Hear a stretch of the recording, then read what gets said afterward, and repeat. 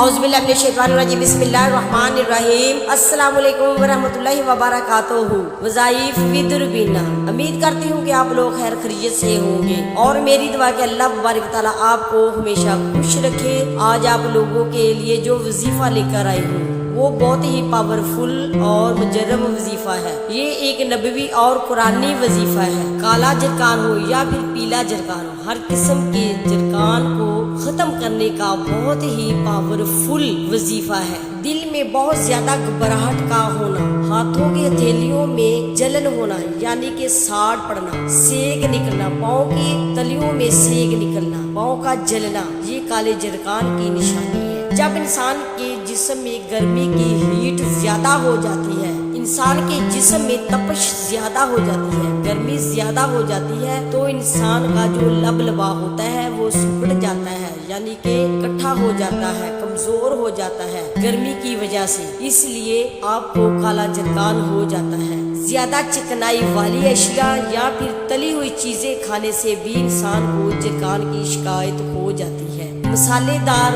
और चटपटा खाना, ज्यादा मसालों की वजह से भी इंसान को जरकान की शिकायत हो जाती है। बाहर का पका हुआ खाना, बाहर की तली हुई चीजें खाने से बेहतर है कि आप अपने घर का खाना खाएं जिससे आपको नुकसान भी नहीं होगा। चलिए वजीफे का तरीका आप लोगों को बता देती हूँ, लेकिन उससे पहले आप लोग मेरे चैनल को सब्सक्राइब, लाइक, बेल आइकन को जरूर दबा देना और साथ कमेंट और शेयर भी करते रहना। शुक्रिया। वजीफे की इजाजत के लिए कमेंट में हुजूर सल्लल्लाहु अलैहि वसल्लम का नाम मुबारक जरूर लिख देना। सबसे पहले आप लोगों को रूहानी इलाज बताती हूँ। ये बहुत ही आसान तरीका है और इससे शिफा आपको बहुत जल्दी मिलेगा। आपने काशनी को मिट्टी के बर्तन में रात को पानी में भिगो देना है और उस पर आपने 11 मरतबा दुरूद इब्राहिम पढ़ना है। फिर वो पानी आपने ढांप देना है। सुबह आपने नहार मुंह बिस्मिल्लाहिर्रहमानिर्रहीम पढ़कर 3 मरतबा और 11 मरतबा दुरूद इब्राहिम पढ़कर उस पानी पर फूंक मार देनी है। फिर वो पानी जो काशनी वाला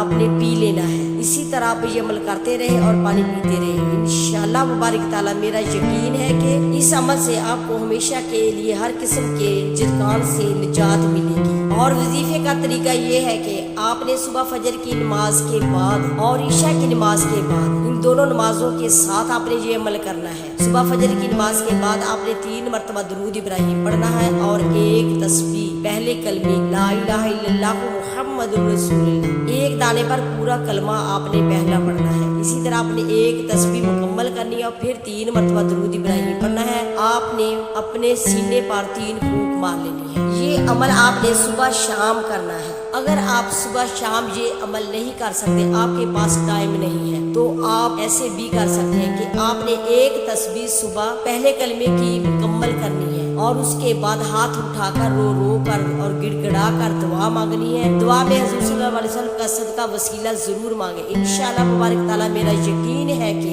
आपको इस मर्ज से हमेशा हमेशा के लिए निजात मिलेगी। अल्लाह मुबारक ताला आपको शिफा अता फरमाएगा। चलिए वजीफे का वक्त खत्म हुआ, अब आप लोगों से लेती हूँ इजाजत। नेक्स्ट वीडियो में फिर हाजिर होंगे आप लोगों की खिदमत में। तब तक के लिए इजाजत चाहती हूँ। खुदा हाफिज।